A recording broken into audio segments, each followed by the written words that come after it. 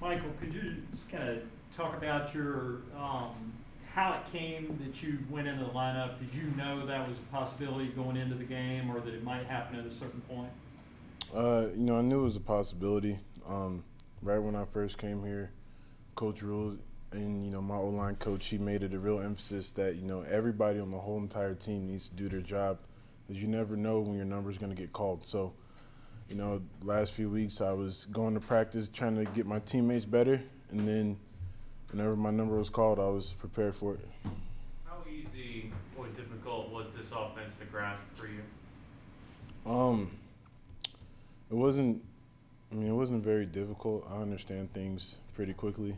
Um, I feel like, offense in general, now this being my third year in the league, it kind of clicks very well with me.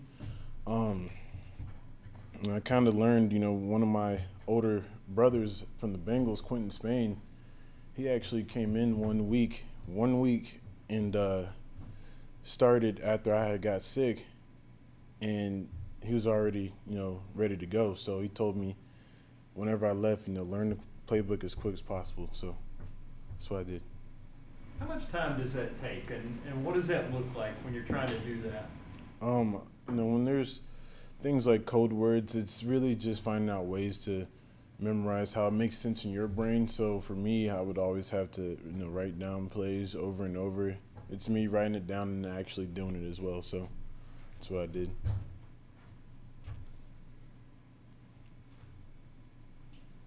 Good. I gotta ask. Are you named after Michael Jordan? I know the last name, but No, so I was named after my father, and I'm actually pretty terrible at basketball. So you can ask the guys in the locker room; they already know that. But I've been terrible since I was a kid. I gotta look at the ball when I dribble.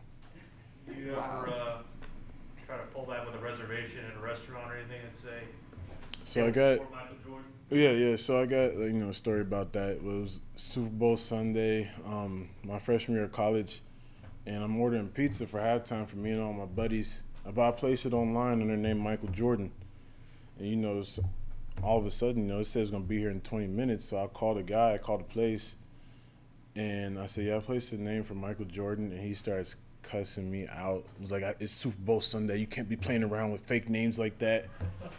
And then I went in, showed him my ID, and I got free pizza for like a week. Well, it works out. Yeah. Where was that and when? It was like Columbus, Ohio State, my freshman year. You at liberty to say the name of the pizza chain? I don't even remember, to be honest with you. I just clicked a random one. I was just getting there. I remember that much. So Since you've been in Charlotte, has anyone offered to try to introduce you to MJ? no, Would you be receptive to such a meeting? of course. I would try to gain as much knowledge as I possibly can from him.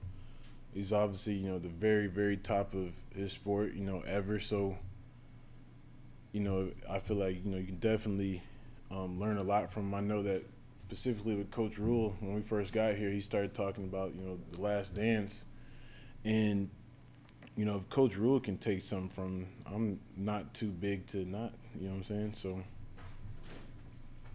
When you have those moments of mistaken identity or whatever, is it always basketball Michael Jordan or Michael B. Jordan? man, I don't know. I feel like it's mostly basketball Michael Jordan. I know Shaq called me Michael B. Jordan the other day. He's the only person that's done it. You got to be used to that when you walk into a room that teammates and everybody's going to do that, right? Yeah, it's always, oh, you're tall. And then you play any sports? Oh, what's your name? Michael Jordan? You don't play basketball? I'm like, all right. So, yeah, it happens to me quite often.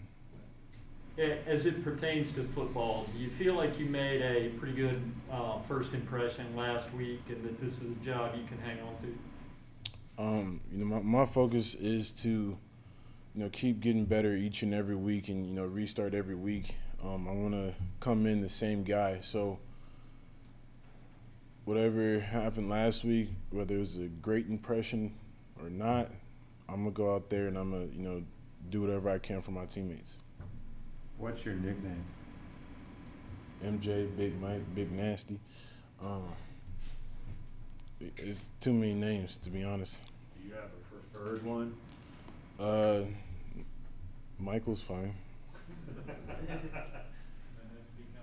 Michael, what, I think it was less than a week, maybe it was just a couple days, but when you were kind of in limbo here and had been cut, right? Mm-hmm. Did you stick around Charlotte? Did you go to Columbus? What was that period like? Oh, I stuck around Charlotte. Charlotte's got amazing food. So I just, I went home. I mean, I wasn't too worried about it because I know we got a lot of injuries. So it's not about me. It's about what the team needs. So whatever I can do for the team, whatever it is, I'm here for it. You got a favorite spot you like to eat here? For breakfast, it's definitely Tupelo honey, macaroni and cheese, Cuzzo's Cuisines. I don't know. It's some chicken spots I haven't tried out yet, but I really want to get some good fried chicken. How hard is it to go through, I guess, that range of emotion from being cut, then being brought back on the practice squad, then being elevated? How do you balance that? How do you emotionally?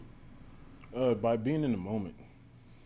If you're inside the moment or being present, it allows you to handle whatever happens in your life, whatever comes your way. Not saying that you won't feel bad or you won't feel terrible, but it definitely allows you to focus on what you need to do at the current time. So that's all I did was stay in the moment, and I prayed to God, and I got a chance on Sunday. I'm assuming you have a support system and they kind of help with that, those Most ebbs and definitely. flows? I was talking to my parents probably a lot more than I ever have coming down here. As it pertains to the job of this week in the Giants, should you see the field, that sort of thing, what are you looking at on film with those guys, and how are you preparing yourself for what you see? Giants, they got a lot of good, defensive linemen. They're big guys.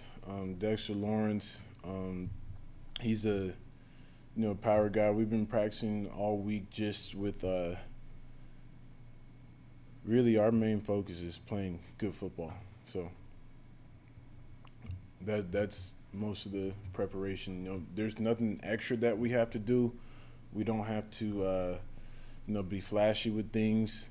Just execute what we're told to do. So, Michael, obviously being released from a team can be difficult, but was there a part of you that was kind of looking for a fresh start this summer when the Bengals let you go and to come here?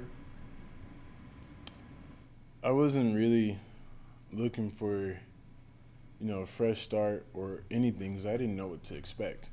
When things happen like that, so drastically, so fast, what can you do but say, what's next?